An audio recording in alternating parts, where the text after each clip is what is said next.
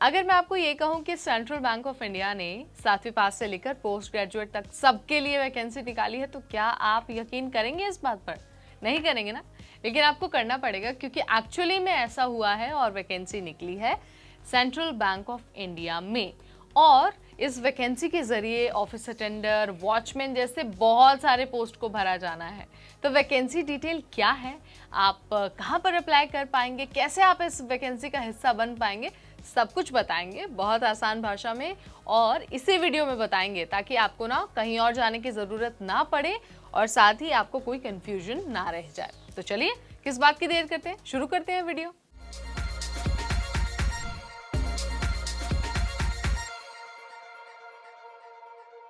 Hi everybody, मैं हूं नेहा आपके साथ और जैसा कि मैंने आपको शुरुआत में बता दिया है, नौकरी वाला ये वीडियो है और आप सबके लिए एक बहुत अच्छी इन्फॉर्मेशन मैं लेकर आ गई हूं।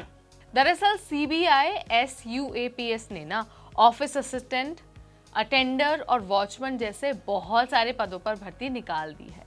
अगर आपको अप्लाई करना है ना तो कुछ नहीं करना है, 31 मई तक का आपके पास टाइम है और आप 31 मई तक अपना एप्लीकेशन फॉर्म सबमिट कर सकते हैं। अगर आपको इस वैकेंसी के लिए अप्लाई करना है ना तो कुछ नहीं करना होगा, बस एक ऑफिशियल वेबसाइट दी हुई है, आपको वहां जाना है और उसके बाद आपको ना एप्लीकेशन का फॉर्म सबमिट कर देना है। वेबसाइट है centralbankofindia.co.in। 31 मई तक का आपके पास टाइम है, इसके बाद आप दोबारा अप्लाई नहीं कर पाएंगे, इस बात का आपको बहुत अच्छे से ध्यान रखना है।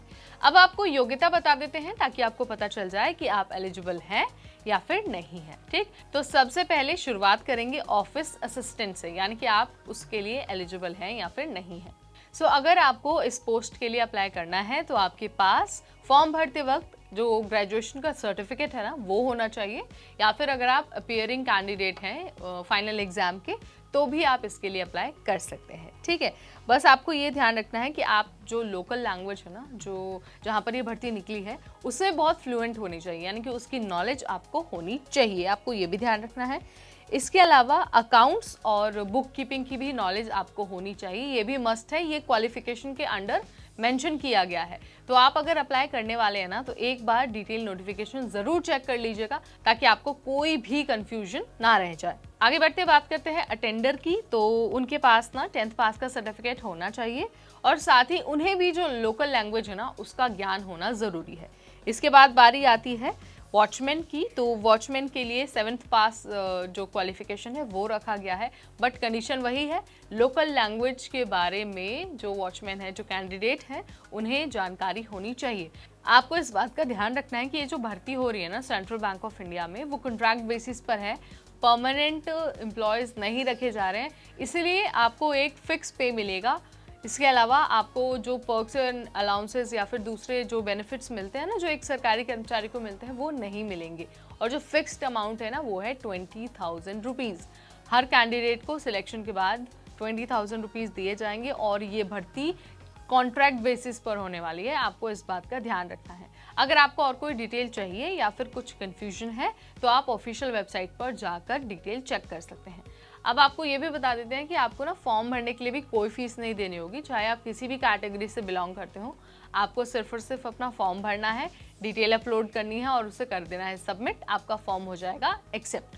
ठीक है, अब आपको ना ये भी बता देते हैं कि सिलेक्शन कैसे होगा। देखिए, सिलेक्शन के लिए ना कोई एग्जाम नहीं देना है, कोई कंप्यूटर बेस्ड टेस्ट नहीं देना होगा, आपको सिर्फ एक इंटरव्यू के लिए बुलाया जाएगा। अगर आप वो राउंड क्लियर कर लेते हैं तो आपको इस भर्ती का हिस्सा बना दिया जाएगा। अब आपको ना लास्ट में जाते जाते ना एक बार एज लिमिट भी बता देते हैं ताकि आपको कोई कंफ्यूजन ना रह जाए। तो देखिए, एज लिमिट तो 22 से 40 साल रखी गई है इस वैकेंसी के लिए, यानी कि मिनिमम 22 साल और मैक्सिमम 40 साल।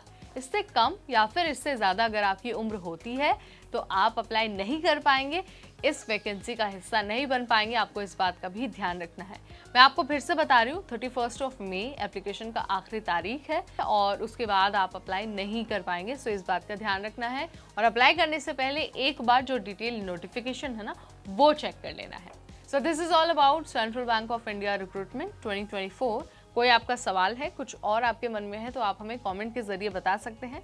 फिलहाल इस वीडियो में इतना ही, अगली बार फिर आएंगे नई जानकारी, नए वीडियो, नए अपडेट के साथ। तब तक मुझे यानी नेहा को दीजिए इजाजत। Keep watching NBT Tech It।